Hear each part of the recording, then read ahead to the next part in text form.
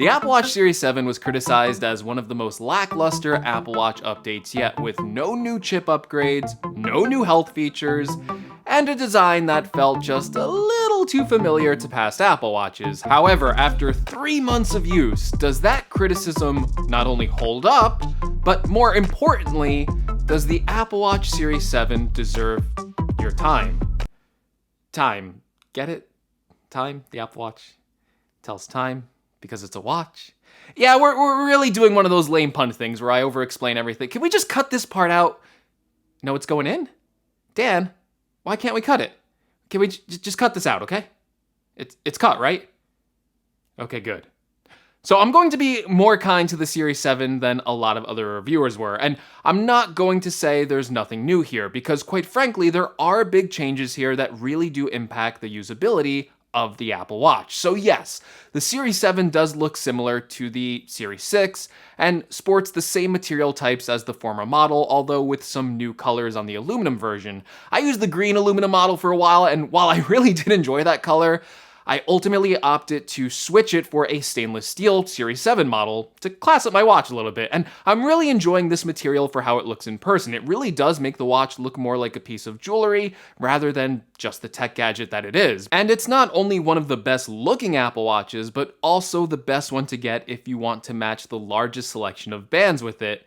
It's also the best for screen scratch resistance because of the sapphire crystal on the front of the display, which is not on the aluminum models. The aluminum models use glass, and the more premium materials like stainless steel and titanium use sapphire. This is my second Apple Watch with the sapphire crystal display, and I have never had the display scratch on me, even when dragging or hitting the watch up against things, because I'm very clumsy. And with every aluminum model I've ever had, it has never survived the full year without at least receiving one hairline scratch. So if you absolutely hate scratches or just like the more premium look and have money burning a hole in your pocket, the stainless steel is a nice durability upgrade. But let's not forget that the design here is actually new, with both watches moving up in sizes from 40mm on the small end to a bigger 41mm size, and like the watch I went with, moved up to 45mm from a 44mm design.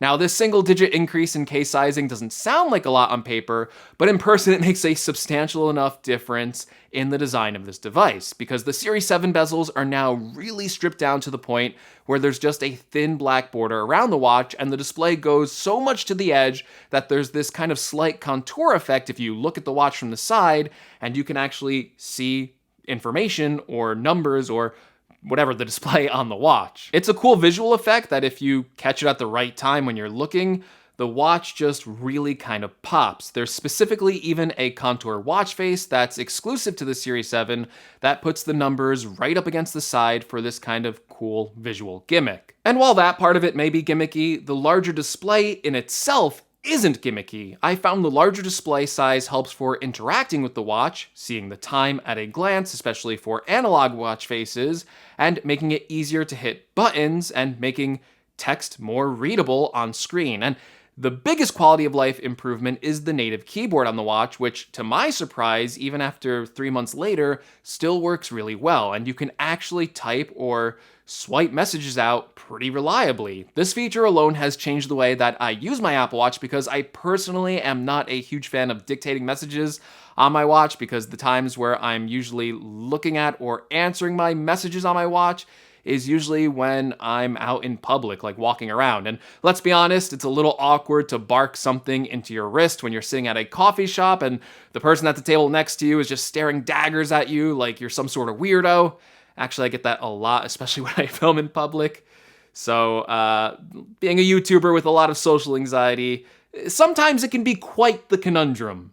Bringing that back to the Apple Watch, it's why I love the keyboard so much for the watch, because being able to respond to people quietly and discreetly is my preferred method of communication, and this full-size keyboard is much faster and much more reliable for me than the scribble method of drawing out letters. However, I am not completely satisfied with this experience, as I feel like Apple's control here isn't good enough. Usually people are, complaining that Apple has too much control. Well, in this instance, they really need to step it up and implement even more control, because this first-party keyboard doesn't work on every app.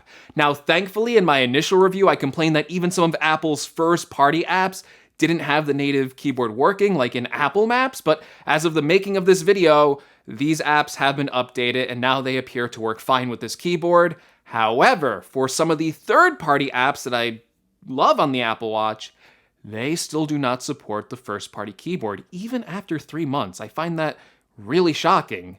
An app like Chirp, which is a great Twitter client built right for the Apple Watch, has the option for FlickType, which is a third-party keyboard, but not Apple's native first-party keyboard solution, even after 3 months. So your mileage may vary on this keyboard feature, depending on how useful it is or how many third-party apps you use, and if they are properly updated to use the native keyboard. I just find it really shocking that this isn't kind of forced on Apple's end to work defaultly in every app no matter what. Now, this is by far the biggest feature for the Series 7, but there are other smaller ones I want to go over. One of my favorite smaller features is the brighter always-on display, which just makes the display easily legible in more situations, especially outside in brighter sunlight. There's also a faster 33% charging, and now the Apple Watch cable actually comes default with USB-C instead of USB-A. However, you do need a fast charging brick like this Anker Nano Pro.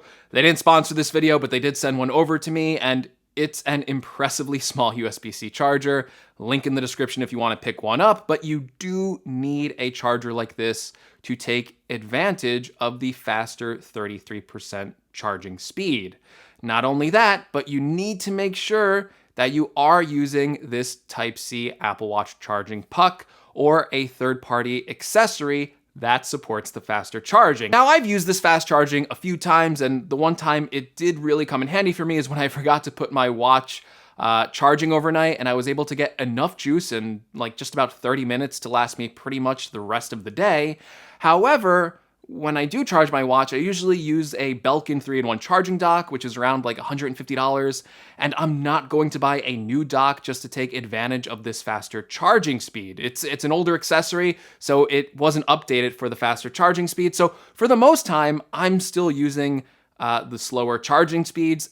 And honestly, I usually put my watch on the charger either at the end of the night or for an hour or two in the morning. So for me, the faster charging speeds didn't make that big of a difference, but depending on how you use your Apple Watch, you might find it to be a more useful feature. Now, those are really the major changes to the Series 7, but it still comes with the foundation of features that Apple has been building up in their watches for the past few years. So health features like the electrocardiogram on your wrist, or the blood oxygen sensor, or high and low heart rate notifications and fall detection are still available on the Series 7, where all of these features might not be on cheaper versions like the Apple Watch SE or the Apple Watch Series 3. Of course, a big reason that I love to own an Apple Watch is because it comes with health tracking features as well, which is available on every Apple Watch model. But honestly, I've kind of been slacking in regards to my health goals like the past few months. Life's been busy, but I have been getting back on track with my health goals for like the last couple of weeks, and I know the Apple Watch is always there as a reliable tool to help me manage my exercise and get back on track with my move goals, and this remains as true as ever on the Series 7. It's one of the reasons why I wear my watch every single day. But I could do that on any Apple Watch, and I think the big question of this video is, after this prolonged period of use with the Series 7, has it fundamentally changed the way that I use an Apple Watch? And are the upgrades bigger than they appear? Well, it's a little bit of yes and a little bit of no that I kind of need to balance, because there are legitimate changes to this watch that I quite enjoy. The bigger display looks nice and it's easier to use, but that in itself can't be worth the upgrade cost if you're coming from a relatively new Apple Watch like a Series 6 or a Series 5. And even things I hoped for to see in the Series 7 after this prolonged period of use, like maybe the larger case size had better battery life, well, after using it this long, I found that the Series 7 lasts about the same amount of time on a charge as my older Series 6. So with a full day of use with like a 30-minute workout thrown in, I have about maybe 30% battery life to spare at the end of the day. So that's about the same as I had on the Series 6, and your battery life can obviously vary if you're using cellular a lot on your Apple Watch or if you do extended workout tracking. So I kind of need to balance my perspective of an existing Apple Watch user with maybe a new Apple Watch user or someone who hasn't upgraded their watch for quite some time, and to figure out if the Series 7 is really worth your money. And the truth is that for new Apple Watch users, the Series 7 is a great Apple Watch. And if you want an Apple Watch with all the bells and whistles over the more stripped down Apple Watch SE or Series 3, well, this is still the best smartwatch out there. Obviously, it is still a buy for most people. But for existing owners, which I think is a large number of the people watching this video, there's definitely not a lot to wow you if you're on last year's Series 6. So you might be a little bit underwhelmed here if you're going for a year-over-year upgrade. But there are enough upgrades here that if you haven't updated your Apple Watch in quite some time, let's say in over the past 3 years, that for anyone coming from a Series 3 or older, maybe even a Series 4, the Series 7 is just jam-packed with all new features since then that make it a great time to upgrade. So there, after about 3 months of use with my Series 7, I quite enjoy the watch. I like the material, I like the bigger display, I like the native keyboard, but as an owner of the Series 6, I probably should have stuck with that older design. All right, hopefully this long-term review has helped you out on deciding if the Series 7 watch is right for you, and if it is, consider using my links below to purchase one yourself, which does help out the channel, or consider buying something else, like a band or maybe another Apple Watch, if it's on your shopping list. And if you made it this far, well, you can show your appreciation by hitting the like button, and if you really like me, the subscribe button is right there. And as always, thank you so much for watching, and I'll catch ya in the next video.